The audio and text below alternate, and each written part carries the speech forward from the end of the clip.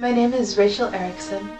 I've been dancing since I was 3 years old, probably earlier than that, but 3 years old was when I started my formal training. I'll dance anywhere, anytime, any style. For me, dance is a way of really exploring how I interact with the world.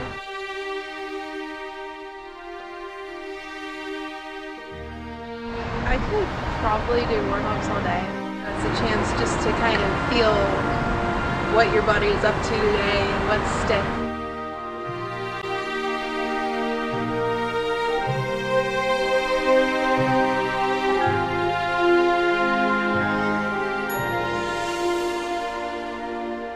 When I was finishing up my fall semester of freshman year of college, I one night started having really bad chest pains, and they got so bad I wound up calling 911 at 3 a.m. and the ambulance people were very nice. They told me, oh, it's probably just final stress, and I told them I don't stress like this. So they took me in and they found out I had a tumor, which is called a thymoma. You can see this is the tumor right here. That's my heart, and that's the tumor. This is a picture that was actually from 2009, so you can see no tumor. So I wound up having surgery, which put me pretty much out of commission for 6 weeks.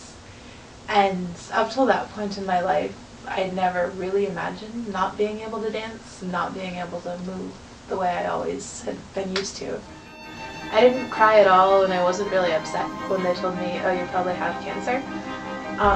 The time I cried was when I asked, well, when will I be able to dance again? And they said, well, 6 weeks recovery, and then you have to take it easy. And so I had surgery 6 days after I went into the ER, and I flew home a week later. This sign they put above my bed because nurses are always changing shifts, and so they don't always know what a patient can't do. And it tells all the things that I wasn't allowed to do. And then when I came home, my mother insisted that it follow me around everywhere. So anytime I went out of the house, she would bring this sign with me and stick it up. I spent 6 weeks where I wasn't allowed to raise my arms above my head or lift more than 5 pounds or twist my torso, which of course all of those things relate specifically to dance, because you can't do a lot of ballet if you can't do a port de bras. I would think about dancing, I would go to dances and drool over other people dancing. When I came home from surgery, my friend Monica and my sister Alice had hung not quite 1,000, but I believe 700 something paper cranes in my room. So I came into my room really tired from flying, and there was this whole menagerie of birds up there. After my surgery, I was on a fair amount of medications, and I was just starting to come off of some of them about 3 weeks later, and then I started having a complication which is called pericardial effusion, which happens when you've had heart surgery. Fluid can build up in the lining of your heart, and it keeps it from beating properly.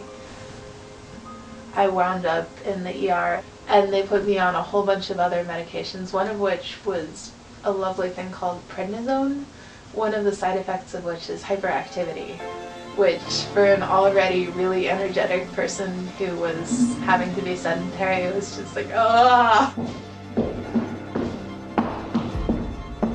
When I went back to school, I was allowed to exercise a little bit. I did some jogging. I didn't really get back into dancing for another 4 months or so. I had a lot of friends who'd had broken legs or broken toes or sprained ankles, which is pretty common when you're a dancer. It's different, I think, when you have surgery and you're actually hospitalized, because it messes not just with your body, but with your immune system.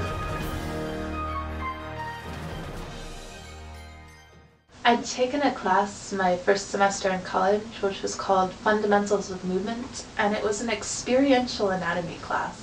Which was combined dance and anatomy, and we've done a lot of lying on the floor and visualize your muscles type exercises. So that was actually super helpful, and I don't think I could have had a more perfect class to get ready for surgery. So I'd learned a lot of things in that class, like the range of things you can do just with your toes. So when I was lying in my hospital bed, for example, I would be trying to manipulate my toes and saying, okay, my body can still do some things. Since I had surgery, I've been lucky enough to work a little bit with disabled dancers in disability arts. I've worked with deaf dancers, dancers in wheelchairs, and they all find ways of being in their bodies that aren't traditional. So I do think if things hadn't worked out for me the way they did, I would have found ways to keep on dancing in some way or another. You are a dancing star, may you be surrounded by starlight. I know you'll make it through, smiling, laughing, and dancing.